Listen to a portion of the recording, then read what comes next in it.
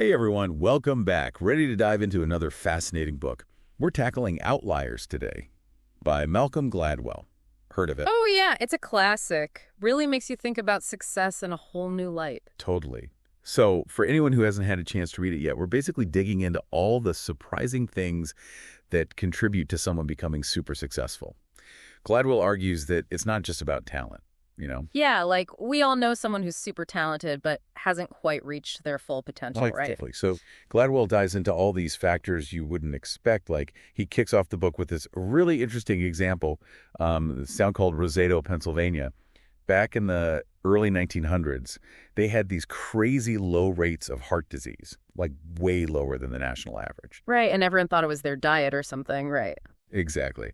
But it turns out their secret wasn't what they were eating, but their community. They had these incredibly strong social connections, really close-knit families, and the researchers, they realized it was this social support system that was like a buffer against stress. Like, it wasn't their genes or anything. It was literally the strength of their relationships that made them outliers when it came to health. It's kind of mind-blowing, right? Like, we always hear about diet and exercise, but this social aspect is huge. Makes you think about the people you surround yourself with and how they impact you.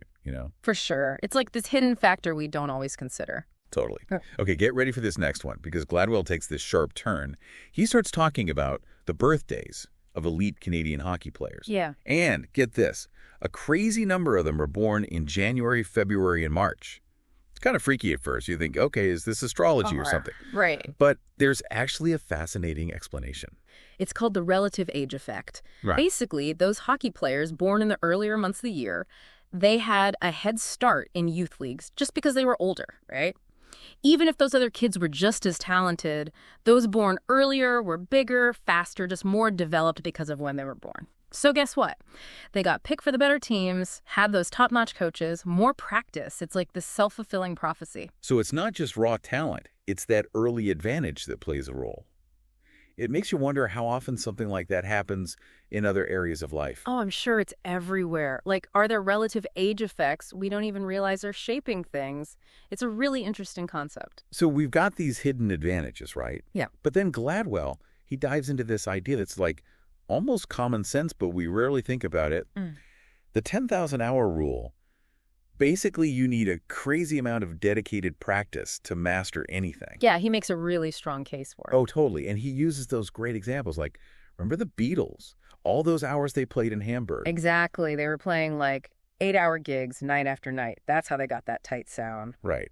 And it wasn't just some natural talent thing. It was putting in the time, honing their craft. And then there's the Bill Gates example. Oh, yeah, spending hours and hours programming because he was lucky enough to have access to like one of the first computers anyone had ever seen, let alone a kid. So yeah, he put in the time, but he also had the opportunity, which is something Gladwell really emphasizes. Totally. It's like you can be the most naturally gifted programmer in the world, but if you don't have a computer, you're not going to become Bill Gates. Yeah. But then, okay, this is where Gladwell throws a bit of a curveball. He introduces this guy, Christopher Langan. This guy has like a genius level IQ, off the charts. Yeah. And I don't know, I'd never really heard of him before reading Outliers, so it made me wonder. Yeah, you'd think someone with that kind of intelligence would be, a household name. Exactly. Yeah. So how does that work? If it's all about putting in the time, why wouldn't someone that naturally brilliant be like the most successful person ever? Well, that's where Gladwell introduces this idea of the threshold effect. It's basically this idea that, yeah, intelligence matters, but there's a certain point where it's not the only thing, or even the main thing. So like once you hit a certain level of IQ, it's other factors that matter more. Right.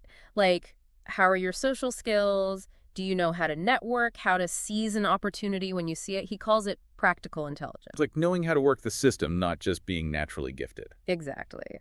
And it turns out that's something Langan struggled with, which is why, despite his incredible intelligence, his life hasn't taken the trajectory you might expect. It's wild, right? All this talk about natural ability, but it's often these other factors that really shape success, like culture, opportunities, and even things you might not think of at first.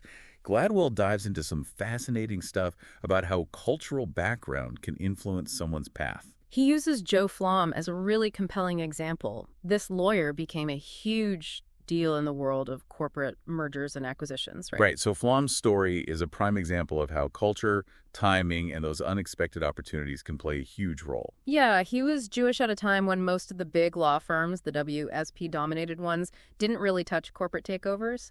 But he found his niche, right? He put in those 10,000 hours, and when the whole mergers and acquisitions thing exploded, boom, he was the go-to guy. It makes you wonder how many times we miss those opportunities because we're just not paying attention to the right things, or maybe we don't have the right background or skills. But get this. Gladwell takes this idea of cultural influence, and he connects it to something completely unexpected. Plane crashes.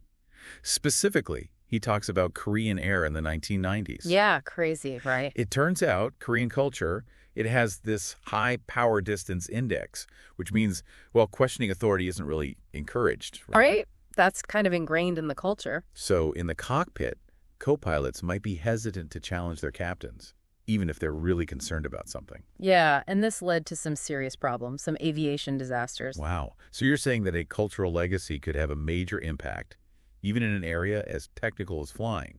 It's a really eye-opening example, right? It shows how these cultural influences can have ripple effects we don't even see. It's mind-blowing. But then Gladwell takes another twist, connects this cultural impact to, get this, rice paddies.